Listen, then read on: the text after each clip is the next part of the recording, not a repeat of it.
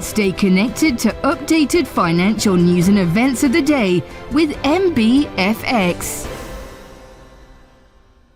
Hello and welcome to Monday's Daily Financial Review. Here's what's making headlines in the markets today. Moody's credit rating agency has downgraded the US economic outlook to negative from stable. The move brought immediate criticism from President Joe Biden's administration. It is the latest in a series of issues flagged by rating agencies about the strength of the financial status of the United States. Apple will pay $25 million to settle claims by the US Department of Justice that the company illegally favoured immigrant workers over US citizen and green card holders for certain jobs.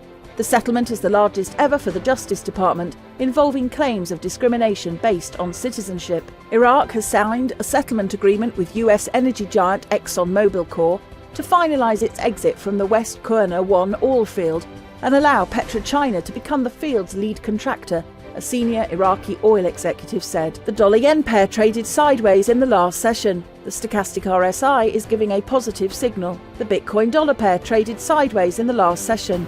The RSI indicates an overbought market. The Aussie got a slight bump of 0.1% against the dollar in the last session. The MACD is giving a negative signal which matches our overall technical analysis. The oil-dollar pair skyrocketed 2.2% in the last session.